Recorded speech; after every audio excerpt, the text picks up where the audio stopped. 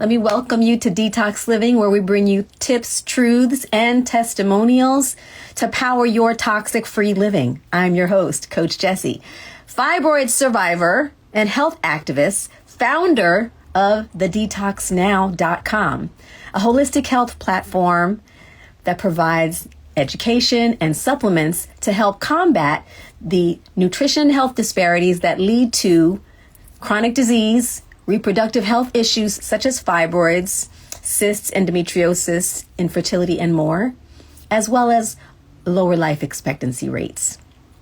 Here, joining me tonight, I am very excited about my sister. She is my sister in this work, all right? Best-selling author and founder of Womb Strong. I am so happy to be joined by fibroid survivor and certified plant-based nutrition coach, Tina Marie Fuller. Hey, girl. Hey, Coach Gessie. Hi. A little bit. Can you hear me okay? How's my Georgia peach doing? I'm doing all right. How about you? I'm great. You know, I want to start this off by saying I love you because, you know, kindred spirits. We are kindred spirits.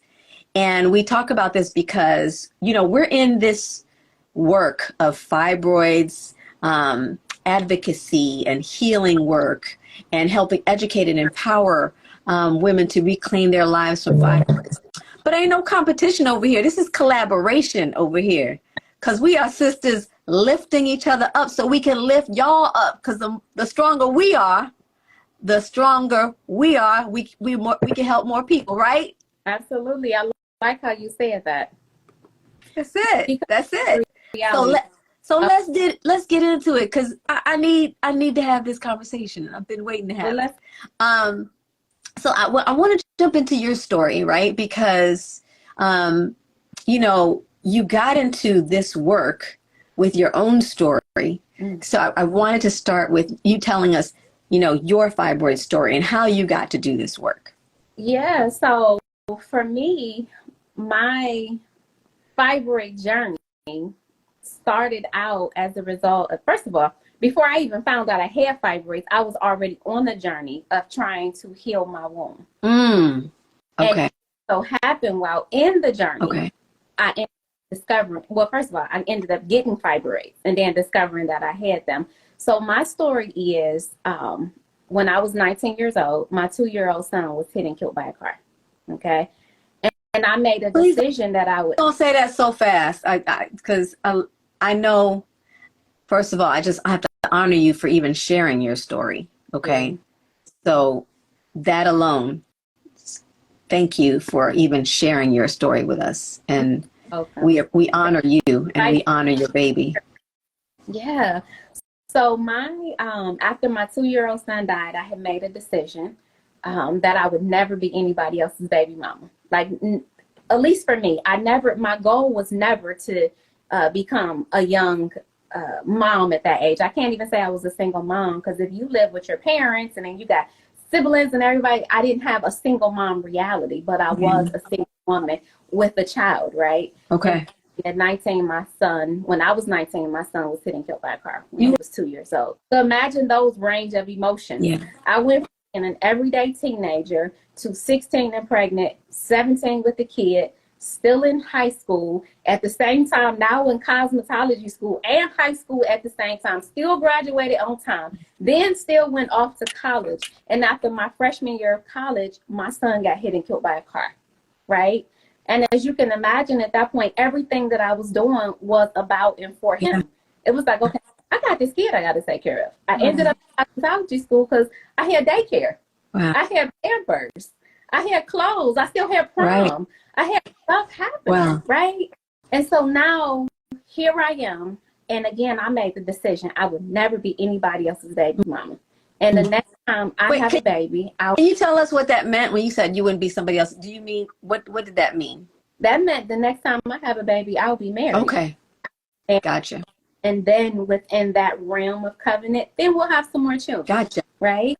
I understand. So here I was 1 month before my 32nd birthday. I got married. Like right at the cusp to 34, it was like, okay, it's time to pop these babies off, because see, the next baby gonna help me get over the pain and trauma of the last baby, because I never his death. I just the rug because I didn't think I was strong enough to deal with My it. God. And I still, if I was at that time frame, it was too much. Yeah. I was still processing being an everyday teenager to being a mom, and then now all of the range of emotions with having each child, right? And so now here I am, 34, trying to get pregnant, and it ain't working. And you know, sometimes people have suggestions for you as if the sex position is the problem. Girl, It's like, girl, don't get started. Stand on your head. And you trying all the foolish things, right? It ain't the position. It ain't the right? position. It's not the position. That's not the problem. Okay. And so when I realized it wasn't happening, I started doing all this research, how to get pregnant naturally. And I was doing all the changes, right? And 6 months went by, 7 months went by, 8 months went by. And I was like, okay, let me call my gynecologist. Now, for me, I had a holistic gynecologist. Oh, wow. So you were raised with a holistic mentality. Is that how you know, was your home a holistic home? No. You know, did y'all do roots, you know, and herbs and stuff? No. Okay. No. So how did you get there? Well, okay. So I guess I left a big section out. Yeah, I'm about to say, hold on a second. Rewind. Okay. And then at 27, I moved to Atlanta, running from the trauma. Like, I can't be there no more. Every street remind me of his dad. Where was this? Ohio. In Cleveland, Ohio. Okay. That was home. Yeah, that's home for me. And I live in Atlanta. Okay. So every street, everybody knew. And I'm like, I just can't be here no more because I can't heal. So came to Atlanta. And when I got to Atlanta, something told me to start seeking out a holistic gynecologist. Wow. I can't even say why, other than at this stage, it was right? Because the things that my doctor told me is different than all of the hundreds of clients that I have serviced at this point, right? So here I am trying to get pregnant, and she's doing basic tests. And what we found out is that my hormonal levels at 34 were closer to menopausal than they should have been. Wow. Right? At this point, I'm starting to make even more changes. And then about maybe a year later, I'm feeling a nagging sensation on the bottom right side of my abdomen. I called a gynecologist because clearly my senses are heightened. I'm not pregnant, so if I feel something so I go. Well, you're paying attention. Everybody's not paying attention to their bodies, so that's kudos to you that you were paying attention. A lot of people are doing that, but they're not paying attention and listening to their bodies. Yeah, because the nagging sensation on a scale of 1 to 10 was like a 1.5. So it wasn't even intense or anything. So I called the doctor, scheduled an appointment. I go in and she's pushing on my stomach. She's like, I don't feel anything. Your uterus is where it's supposed to be at. It feels the size that it's supposed to feel. And I advocated for myself. I asked, well, can I get an ultrasound? And she said, sure. Can you come back tomorrow when the tech will be here? And I said, yes. We got to stop there. We got to stop there because we're going a lot. We're going through a lot, and I got to make sure people hear that.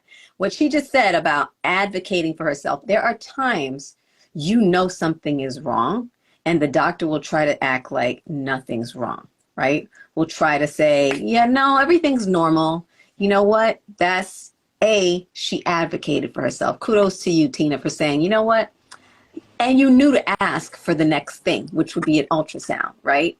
And if she would have said no, I'm sure you probably would have went to another doctor to get another opinion from someone else. I was so unholistic, so I don't even know what I would have done, but something told me to just ask for one. Good for you. I mean, I'm talking about at that time frame, I'm now aware of what I eat could be affecting me, but that's about as deep as I am into this thing, right? Right. So I asked for an ultrasound, and she said, okay, can you come back tomorrow when the tech is here? And I said, I sure can. Came back, I have 5 fibroids. And the largest. And she said nothing. She felt nothing. Yeah, she felt where they were positioned. It's where they were positioned. You may not be able to, if they are further in your back or in the muscle deep in the, not in the front, not pedunculated. She didn't And feel the it. She wouldn't have felt them. size of a plum, and it was sitting at my right ovary, hence the sensation, right? Wow. Wow. My doctor changed my life for Mm. forever. When she stood in that room, and she was dry as about an 8-day-old biscuit jar. Wow. When I tell you, it was dry, because I always talk about how dry she was. He gave me the information that I needed. And this was before they had like all the little iPads and stuff to track information. At least her office didn't have it. You know, they was holistic. Sometimes the holistic people like to behind. Yeah, exactly. Right? So she's flipping the chart and she looking, and she was like, okay, so you got these 5 fibroids. So what I know is, number one, she looked at my ring. She said, you married. She said, you must have a stressful marriage. And I said, no, I don't have a stressful marriage. And she said, are you sure? And I said, I'm positive. She said, well, you must have a stressful job. And I said, no, I don't have a stressful job. She was nailing it, though. She was nailing the stress piece. She was like, trauma. You got trauma. Yeah, it's trauma. It's the trauma. I said, well, I definitely have trauma. I'm just now, over like the last year, able to mention my son's death without like, there would be like this gag reflex. Yeah. I would like stutter over the words. I would stumble as I was trying to say it. So when I went to tell her, I had to gather myself for a minute. Yeah. And I was like, okay, yes, I have trauma. My 2-year-old son, but of course I ain't saved it strong. My 2-year-old son was hit and killed by a car like 9 years ago. And actually it wasn't 9. I forgot how many years ago. I stopped counting. That's a sign of healing right there, because I used to know the date, the moment, the time, the seconds. When you stop counting, it's the sign of healing. At that time frame, I don't remember how many years it had been, but I let her know that my son had been hit and killed by a car. I haven't dealt with it yet because I really I don't know how. She looked and said, well, you need to figure out how to deal with that, because you're sitting up here with these fibroids, and the fact that you have fibroids is daughter, you not dealing with that trauma. And what I also know is you need to change your diet. Go ahead. What is her name? Go ahead. I ain't saying, for 2 reasons. Number one, she was dry as a biscuit, and number 2, she don't practice no more. Okay. Still did. But well, kudos to you. Kudos to you, doctor, because at the end of the day, you know, one thing I've learned, their bedside manner may be horrible. If they have the right information and they're willing to share it, though, that's a huge thing. And she was. And she shared it. Coach Gessie, the day, because remember I had to come back for the ultrasound. Right. Well, the day prior, as she's looking at my chart, you know, because when you first go to a doctor's appointment, they put you on the scale and all that. She's looking at my chart. She said, you weigh 136 pounds. She was like, you see this chart right here? She was like, you 1 pound from being overweight. So you need to lose some weight. So she's like, I said, well, my goodness, what did she say? She was forward. She was forward. She wasn't dry as a biscuit. She was forward. Yeah. She was. I said, what she say to people when they 160? You know, because I wasn't big, but she was not here for it. So anyways, I left out of that office with instructions from her. 9 months later, I went back and I was 128 pounds. Okay. And I had, remember, I had 5 fibroids originally. The plum was the largest. When I went back, the largest one was the size of a cherry. 2 were gone, phenomenal, and 2 were the size of beans. I eventually eliminated those 3. Of course I did, right? Then got fibroids again. About a year and a half later. Got fibroids again. Didn't even know I had it until it came out. The fibroid literally, and clearly it was huge, it imploded itself and released itself from my vagina vaginally while I was asleep. I didn't even feel it. I woke up to like a murder. Why is it cold? Why is it wet? I pulled back the blanket and it looked like a crime scene. Yeah, that's what I just said. It looked like a crime scene. Red painted chitlins. It was a mess. Right? And then from there, I was like, okay, I never had a goal to become plant-based or vegan, but the more I ate whole foods, the less my body and cells desired the other things. So I was like, okay, I got to the point where I couldn't make it through the animal products no more. Okay. Transition to a vegan lifestyle. did it all wrong and grew a fibroid. Yeah, well, that was my next question. So before we go into that part, I did want to pause because one of the things, you know, we break down key root causes of fibroids in our book, and fibroids. And one of the critical ones, as I know you know, is trauma, is stress, right? Chronic stress.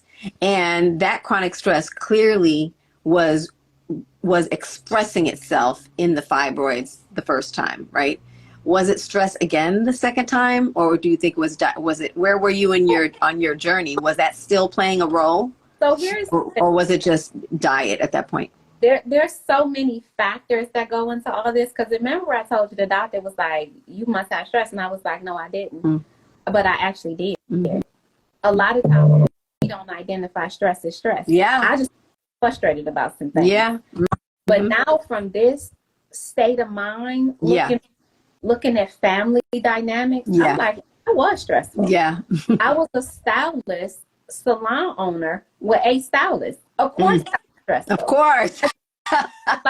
Frustrating me. Of course.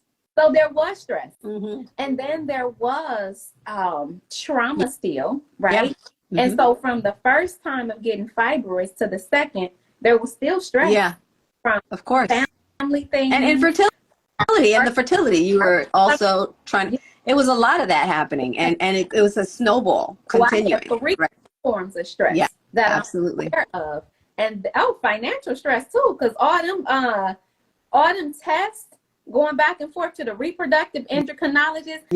Paid out of pocket for HSGs, $6,000. HSG is a hysterosalpingogram, which is a test where they actually put contrast fluid through these the catheter, and then it goes through your tubes to see if you have any blockages. It is one of the baseline fertility tests because they want to see if there are any blockages, and it is expensive. Absolutely.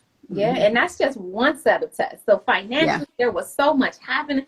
There's a lot happening. So yes, my life was stressful. Yeah, that was a Cree thing. So you were about to get into the food though. So my question was, you know, because of the whole plant-based thing, right? So there's a misconception of vegan, because you said you went the wrong way, and I wanted to dig into that, which is that many wonder women why there are women who say, "Oh, I'm vegan, I'm vegetarian, and I still have fibroids and inflammation." It's because they aren't, and they're saying they aren't eating meat. So what's going on? But they're still eating processed foods, foods that are, you know, not whole foods and healthy, right? Or anti-inflammatory. So I wanted to dive into that conversation because you were going to say that it was unhealthy. You went vegan the wrong way. But like, let's talk about that. So for me, again, it was never my goal to enter that lifestyle. It's like the most organic experience of transitioning that I've ever heard of, right? Well, I got there and was like, okay, I'll never have fibroids ever again. And I was like, wait, you get it. There is deciding to go plant-based when you say there. Okay. Yeah, that's the there. I arrived there. And I was arrived. Again, because remember, it was not a goal for me. Yeah. It was, I could not, we got to the point that we would not eat it inside of our home, any animal-based products. So we would go to like Houston's and get wild caught salmon, or we would go to Yeah Burger and get an organic turkey burger. So it was like we ate those things out, and we would order, and we wouldn't make it through the animal product. We would only eat our. And one day we were just like, you know what? We don't no more. Like I think it's over. And so that's how it literally happened. And so now here I am, like, okay, I'll never have fibroids ever again, and I'm way excited about it because I'm not eating animal products.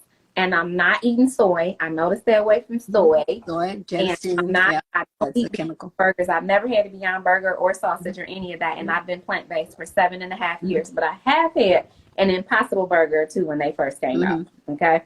But other than that, I had never had any of the processed products. Well, what I was doing wrong was I was overly excited about the fried cauliflower and fried oil. There was too much starch-based foods. There were far too many carbs. There was some sugar involved too. For whatever the reason, I thought that every week I could make a banana pudding because it was dairy-free. And my is like, if it's not chocolate, it ain't nothing. So if I'm certain, if it ain't chocolate, all right. So I was making a banana pudding every week. Why? Because I was devouring it every week. Mm-hmm. So there was the sugar from the banana pudding. There was all the spelt waffles and pancakes and gluten. It was too much. Yeah. And I looked up, and it was 9 months. I used to say 6 months, but I went back in my journal and counted down the time. I grew a 13 centimeter fibroid in 9 months. Wow. Vegan.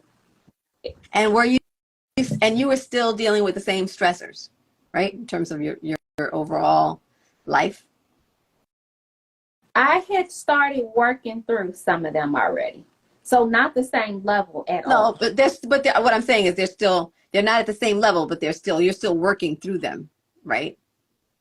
Yeah, but not like the way I was. No, right. So you made major, like if you said they were all at 20, right? Mm-hmm. Let's say the financial stress, the stress and the trauma related to your son, the stress related to family dynamics and then the work, being a stylist, half, 60%.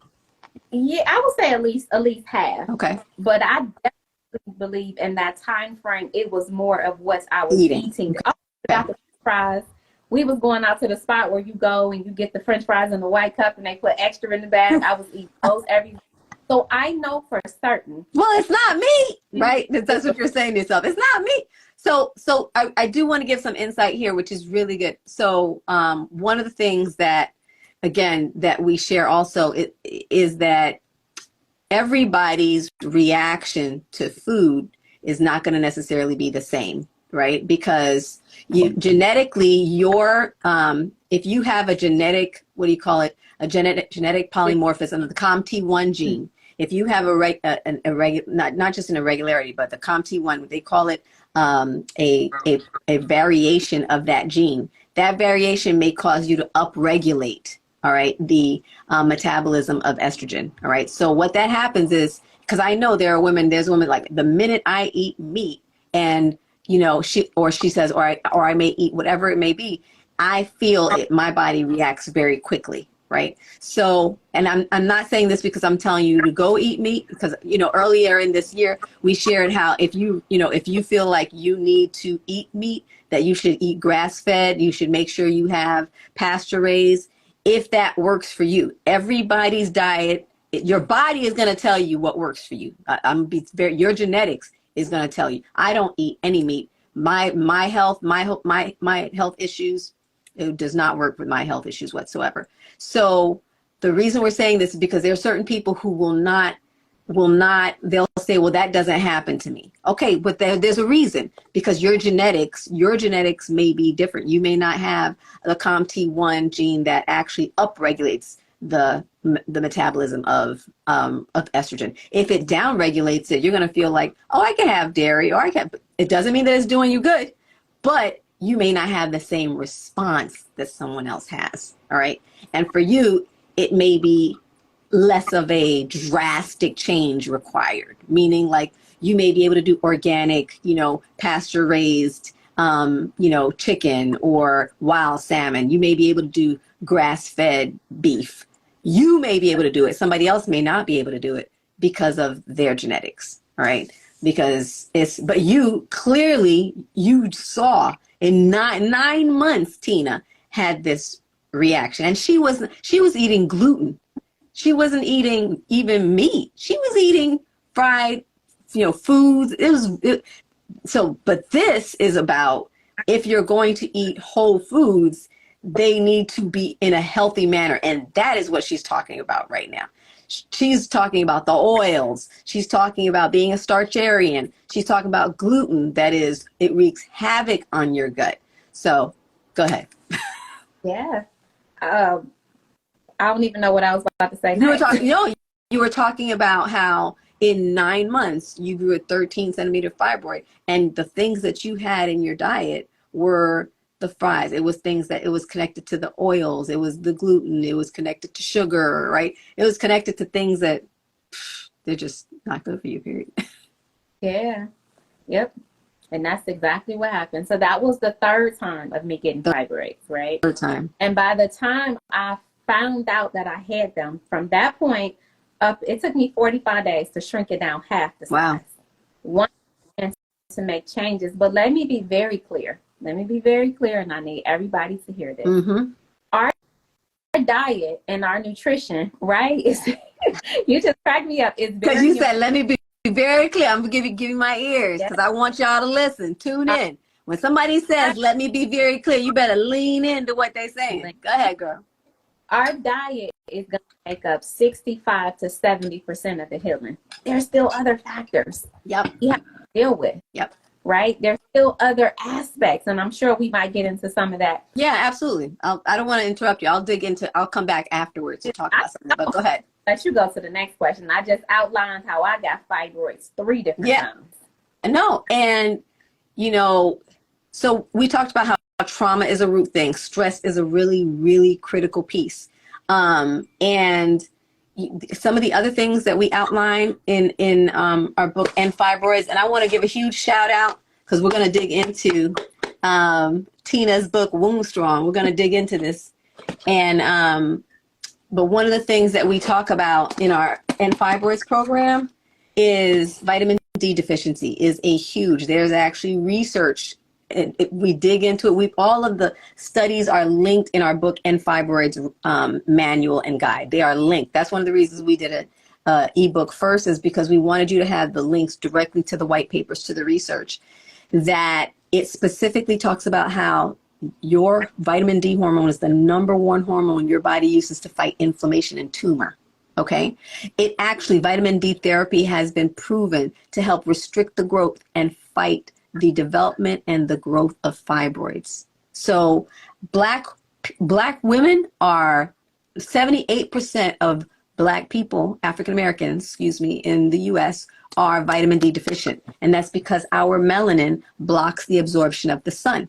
So because our melanin blocks the absorption of the sun, that means we have to be out in the sun more in order to activate our melanocytes to allow our bodies to absorb the UVB rays, to convert those UVB rays. And it's got to be midday sun, not just any sun, midday sun that your body absorbs and then converts it into vitamin D3 hormone. Now here's the deal. Most of us at midday, we're at work somewhere. We're not outside basking in the sun. And the more melanin you have, the longer you have to be in the sun. So what does that mean? This is one of the 3 things that we have identified as the 3 preventable health issues that are critical to our overall health, connected to things like fibroids, vitamin D deficiency. That's why it's a critical piece of our kit. D3, right? And then the other thing is hormonal imbalance. She talked about that because the food is a major part of hormonal imbalance.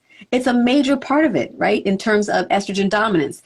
Food helps actually drive. And then there's things like endocrine disruptors, right? Like the perfumes that have the phthalates, the lotions. We did a whole detox swap series around, yes, the makeup, exactly. I have on right now, phthalate-free, clean, literally lip liners, lip gloss. We're doing a whole deep dive on these products because as you now you make switches, deodorants, right, to soap, plastic-free things that you're not using in the home. Like we did a whole thing. We have a whole detox swap list in my link in my bio for shopping list, because everything from your hand soap to your dishwashing detergent to your laundry detergent to your cleaning supplies to your toothpaste, all of that, you can make it clean and non-toxic. And I say go forward and make it zero plastic, because if you make it zero plastic, even if they say BPA free, if you use zero plastic, that's better for your water supply, for the environment, period. That's going to help with reducing the toxicity of what we deal with.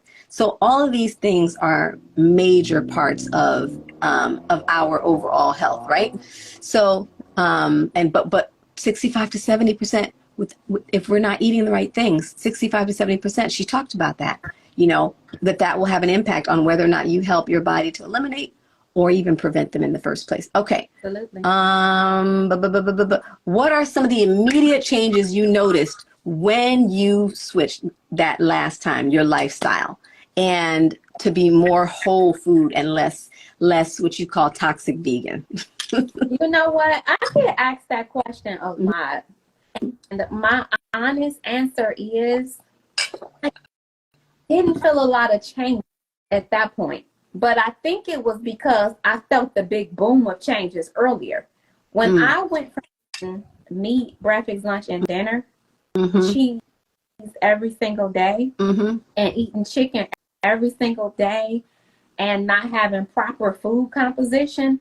When I went, you weren't using food as your medicine when you went to start using food as your medicine, right? Yeah. Yes. So when I stopped eating that way, and then I started because initially when I first started out, what I would do is I would only allow one meal a day to have an animal product in it.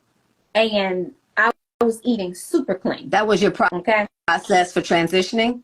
Yes. So when I eliminated all the whites, all the high fructose corn syrup, and then I'm eating only one meal a day that has an animal product in it. When I went from what I was doing to that's when I felt like this awakening inside of my body. I still remember telling my husband, that was the drastic shift. Yeah, I still remember telling my husband, for the first time in my life, I feel like the way a woman probably is supposed to feel. Like this. It almost felt like lighting was vibrant, vibrant energy, like vibrator energy. Vibrations. Well, the vibrations of being a vibrant person, feeling so vibrant. That feeling was amazing. It was like this high, and I was living it every day, right? So the more I incorporated more fruits and vegetables and nuts and seeds and ancient grains and legumes and stuff in the whole, I never got back that same level of feeling that I got at that time. Because it was such a drastic change, though, right? But the fibroids went away. Yes. So that was a big. Were you not symptomatic that time? Were the fibroids not symptomatic? Okay. Period. Well, that's why you didn't. Got it. Whether the first 5 or the one I didn't even know that I had that came out, or even the 13 centimeter fibroid, I've never had heavy periods. My period, when I was I started my period at 11. So from 11 up until my mid-20s, my period would be 2 or 3 days. Wow, that's the way it's supposed to be. Yeah. 2 to 3 days. Mid-20s up until this age and stage in life, my period is usually about 3 days. That's great. So I never had a period that's 5 days or 6 days or any of that. And I'm saying that to say, to hear this. This is the part I want y'all to hear. Y'all listen in again.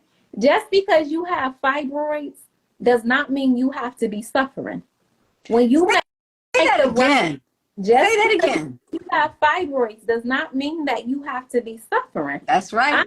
I watched at least 99% of my clients have gotten out of heavy bleeding within the first 30 to 60 days of work. That's right. That's exactly that's correct. And this is they are on their journey for healing. So ladies, hear me. You do not have to suffer just because you have fibroids. You can make the changes, get out of pain, and that out of pain can eliminate you from having to get surgery while you're on your journey to continue to heal. Let me tell you something. You preach a whole sermon right there. So there's I'm going to read it because this thing made me cry when she first shared it. Because this is the thing. There's so many women who are on this journey and they feel like this is what they're told. They're told that they have no other option except not just surgery. A lot of times it's a hysterectomy, right? And they're being told that there's no way around it, right? And the thing about it is, one of our clients shared how she was so excited because for the first time, first of all, her cycle was 9 days, and like you said, number one, the symptoms are not the issue. Let's just get started working because we can get you feeling better, right? How we can get you feeling better. That's not the question, right? But then when you feel like you don't have any choice because your body is out of control, right? You feel like I don't have a choice. And she said, my gosh, she said, this is my happy face. She said, I'm celebrating today. I just got back from the doctor's office. And good news, she says, the cyst on my left ovary has shrunk by half. She said it went from 8 centimeters to just 4. Fibroids are plentiful but smaller. She says the largest is at 5, almost 2 centimeters less than it was just 2 months ago. She said, keep doing what you're doing, this is what the doctor said, end quote. Keep doing what you're doing. Let's take that hysterectomy off the table. We'll check again in November. I'm so happy for you. Like, this is real. This is real. This is real. What Tina's talking about is real, right? And the biggest reason women feel like they have to lose their wombs or go under the knife is because they feel like their lives are out of control, right? Because of the symptoms. Mm-hmm. And that's the first thing we want you to know. Number one, you're not alone, right? We're both here for you. Like, you are not alone. There are people out here doing this work. Whoever you feel is who you're called to, we just want you to know there's support out here for you, and you don't have to be suffering, right? Because a lot of times when you're suffering, you feel like the only option you have is to be cut. When I went under, let's say I had my third fibroid, fifth fibroid surgery, was a hysterectomy. Wait a minute. I do know that you had multiple surgeries, and today we can't talk about all this because we don't talk about. Girl, that's a whole child. No. Wait a minute. I did not know you had 5 surgeries. So the first 3 were myomectomies, right? Open myomectomies. The first one was the bikini. The second one was cut all the way up to here, my belly button, right? That was, and after the second one, they had to cut me open 10 days later because I developed a small bowel obstruction from the scar tissue. So that was already my 3rd surgery. Before then I had another fibroid surgery after that, and they had to cut out more of my small intestine, right? And then the next fibroid surgery was the uterine artery embolization, right? That they love to say, once you do that, darling, you'll never have to do anything else again. That's the silver bullet. That's a lie. It's a lie. It's a lie. Okay. The fibroids came back again. And this is before I knew anything like you. I could eat oxtails every day. I got engaged at a rib shack because guess what? We ate ribs all the time. I was a major carnivore. Like, you talk about meat, lunch, breakfast, lunch, dinner, and I was a sugar addict. I could have literally M&Ms every single day of my life. Okay. So yes, I was a sugar addict, chocolate, like your hubby said. And I had trauma. I came from an emotionally abusive home. So I had trauma, big time trauma, right? So those are the same overlaps. And I didn't know anything. All I knew is I was desperately anemic because I couldn't stop losing blood. All I knew is that I was in severe pain. I didn't know what, I was so weak, and I didn't know why I was anemic, right?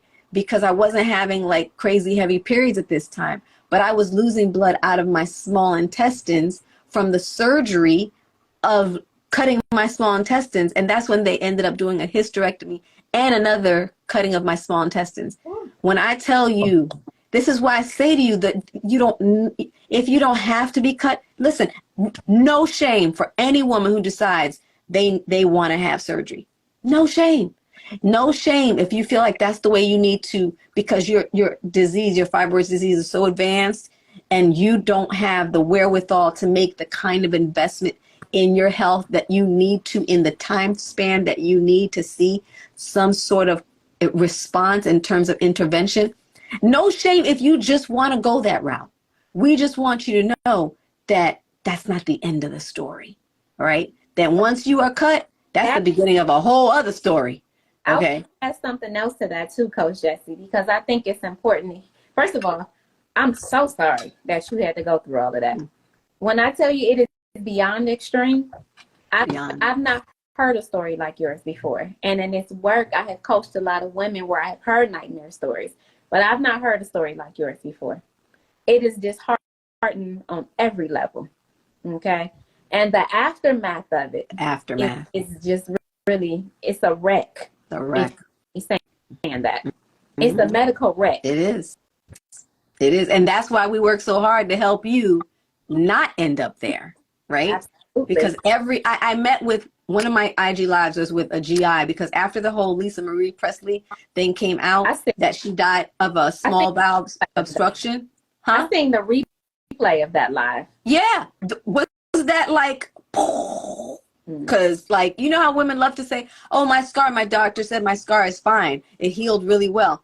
But they can never tell you what your adhesions look like, because there's no scan that tells you what adhesions, which are the scars that are inside your body uses to heal the cuts inside. The internal scars are called adhesions. And there's no scan that a doctor can do to show you, oh yeah, you don't have adhesions. The only way they find out you have adhesions is and you form adhesions. Your body has to form adhesions as part of the healing process. Anytime it's cut. Too, right? Huh? Is that the same thing as scar tissue? Yes, adhesions are scar tissue inside. Adhesions is the medical term for scar tissue that forms inside to heal the scar inside. Okay. And they form, it's a sticky tissue. That's why it's called adhesions, because it sticks to other things, but it's what your body needs to form in order to heal the scarring that happens. Meaning, like, it's cut. Once an incision is made, your body has to fuse together, and it forms scar tissue to fuse. And that scar tissue forms a sticky thing called adhesions. No matter what surgery you've had, if it's been a tummy tuck, if it's been a gastric sleeve, if it's a gallbladder surgery, an appendectomy, if it's a myomectomy, if it's a C-section, whatever you've had, once you are cut, you have a lifetime risk of forming a small bowel obstruction. A lifetime risk. I don't think people understand that. A lifetime risk. That means like Lisa Marie Presley, years after she had her bariatric surgery, years later, all right? Years later, she formed a small bowel obstruction that strangled her intestines, and it caused her to have heart failure. Wow. That's what I'm saying, is that understand. And that's why, you see this thing right here? I take MAS and D3, because remember I told you about inflammation. This helps with scar tissue, helps to restrict the growth of scar tissue and inflammation every single day. Because guess what? I can't afford for no more scar tissue to be forming any kind of obstruction in my body. But they don't tell you. Also, there's physical therapy that you can do around your scarring, your incisions, that help to soften the scarring internally, so that they become more less rigid and provide more give. Okay, it's really important, because they don't tell us these things, Tina. They don't tell us. Neither tell us either that if you do, so if you go get surgery, right? Let's say you say, bump it, take this uterus out, because I don't want to be bothered with it anymore. You haven't, is basically your body's intelligence. Your body is saying, okay, we got all this excess waste inside of the body. We can't just let it roam freely. So we're going to gather it and we're going to take it away here. You get a hysterectomy, now we're going somewhere else. I cannot limit. I say that again. Say it again, because people don't think that. That got a hysterectomy and later on ended up with breast cancer. Breast cancer. Or ended up with some type of autoimmune disease or something. So the reality is we have to do the work regardless. Regardless, we got to do the work. And this is why I say to them, regardless of if whatever route you choose, don't think that lifestyle change is not something you have to do, and lifestyle change. I would love for you to not have to ever encounter and have to deal with the lifetime risk that I have to deal with because of my surgeries. I would love for that.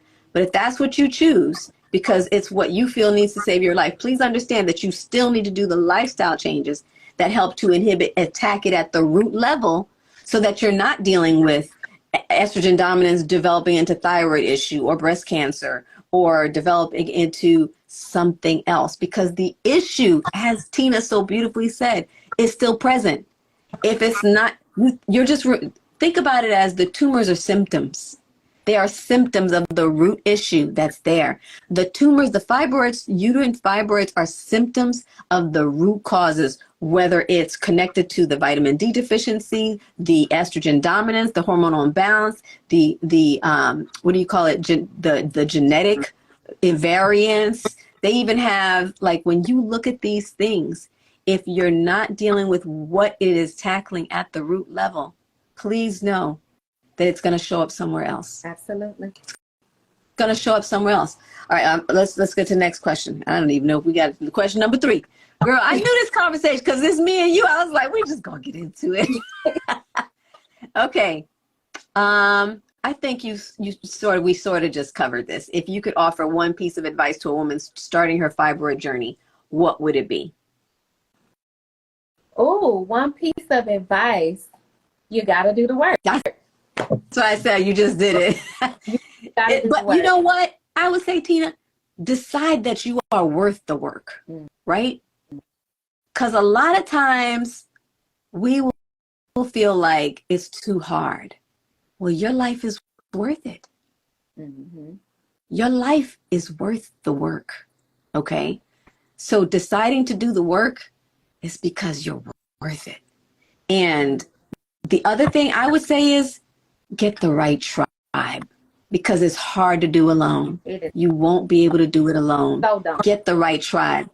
Get the right tribe. That's why, look, we want you. Follow me, follow Tina. Make sure the community that resonates with you, and you have support. That's the one thing. When I was going through this, none of this existed, Tina. Like, when I said to God one day, where was this when I needed it? He said, well, it is literally your testimony that connected with these women. It's because of how, the way he said it was the horror of your testimony that connected you to these women so that you could be there for them.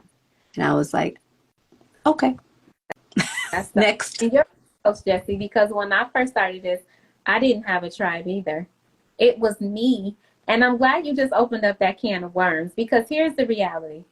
You know, in the Womb Strong community, I always bring people in to speak. I've even brought you in to speak before to my clients.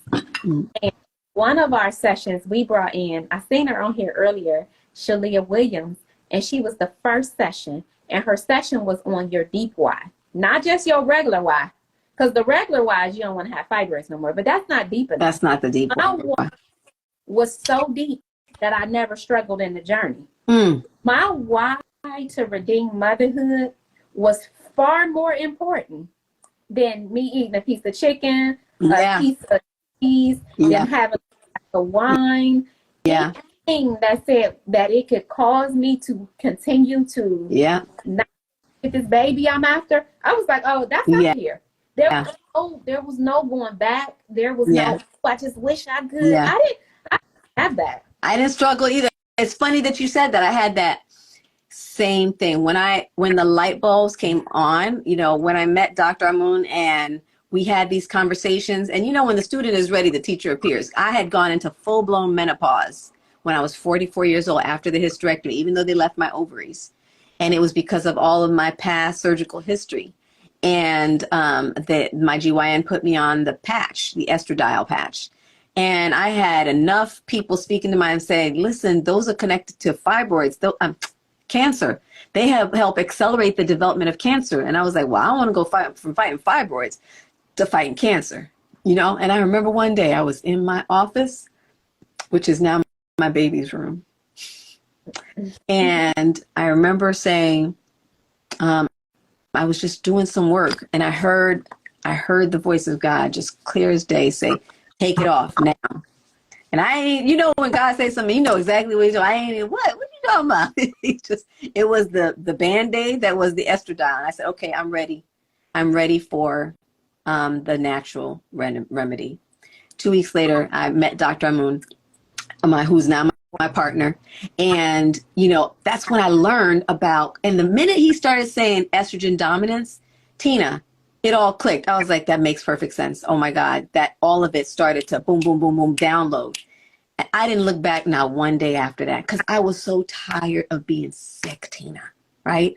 I was so tired of being sick that I said, oh, is this what's in the way? And I have to say, I was not just, like I said, just a little bit of a meat eater or a toxic processed food eater. I can barely say I don't remember really eating vegetables and fruits. I was a junk food eater, period. Okay. And once that awakening happened, it was like no more. I don't care. I the path to healing. You see, so I get what you're saying. So Tina, is there anything that we haven't covered that you want to make sure we say? Please follow Tina. If you haven't yet, also pick up her book, Womb Strong. She is such a gift to our community. She's a gift to this work that we do. I love that we have this sister collaboration sisterhood that we are all about lifting as we climb. We're about lifting one another up to lift you up. Okay. Is there anything that I've missed? I would just say one thing. I just want to encourage you ladies that a lot of times as I'm talking to people, both men and women, who are in need of making the changes, their conversation is, I gotta learn how to love eating this way. I don't want you to attach the emotion to food. That's the reason why we're in the trouble that we're in anyway. Ooh, that's good. Are trying to heal your wound is because you was in love with eating the wrong things. So I don't want you to now switch your love for this thing to now loving this thing. What I want you to do is become connected to the goal that you are trying to achieve. Yeah. And I want you to understand that there are two purposes to eating. Number one is energy. Number two is to repair your cells. Everything right. Up. That's right. Don't get it twisted. And I love what you said about what got you in trouble is eating the wrong things. A lot of times we don't even know what was driving. We have to dig into what was driving why we ate the way we ate, right? Some of it is just misinformation. Some of it is just being raised culturally that way. And some of it is stuffing our emotions. Some of it is how we are not processing our emotions and our pain. And we're using it to stuff our emotions and our pain and our unprocessed trauma. So let's dig into, because if that's a root issue. If it's not dealt with, right? If we're not identifying the roots, then we're always going to be hacking away at leaves. Yeah. Always. So and we want to make sure we do. People that I know, we eat based off of what we enjoy. Like, we weren't taught about nutrition. We weren't taught about food composition and balance and like the things that we talk about in the Womb Strong book. We just eat this because we like the way it tastes. That's right. Well, you could develop the stuff that actually is good for you. Yeah. What about that? I think that's the original issue, though. Like, we were never taught that food was supposed to work for us. We were never even taught that it was going to work against us. We were just taught to eat according to our taste buds. Yeah, like, I feel like eating a baked potato and some steak tonight. That's how we would eat, based off of what we felt like, based off of an emotion and a feeling. And it is definitely time to get beyond the emotion and the feeling and get into the know and understanding of what food actually is for. Absolutely. And designed to actually work for you and not against you. And I don't mean you got to give up enjoying food. Yeah. It means that we got to get into the know of it. Absolutely. That's the last thing I wanted to say. Well, thank you so much. I love y'all so much, and we gonna have some fun. We're here for you. Thank you so much, Tina, for your time and for part 1 of our Get Down. Yes. Thank you so much for having me. And everyone, thank you for listening, for staying here up and being a part of this conversation. It was a pleasure. Absolutely. Absolutely. Thank you, everyone. And everyone, thank you so much for being with us. We're just grateful for you joining us in these conversations, these detox living conversations, and trusting us to be a voice in your life. If you are, battling fibroids or you are dealing with some other health issue, we invite you, please, to know you're not alone. Painful periods, you're dealing with infertility or endometriosis or high blood pressure, pain, just inflammation. We want you to know that you're not alone. We're here for you. We invite you to take our free quiz at the link in my bio, or book one of our free weekly group consultations, or one of our private, free private options, to know that how we can help you, because we are here for you.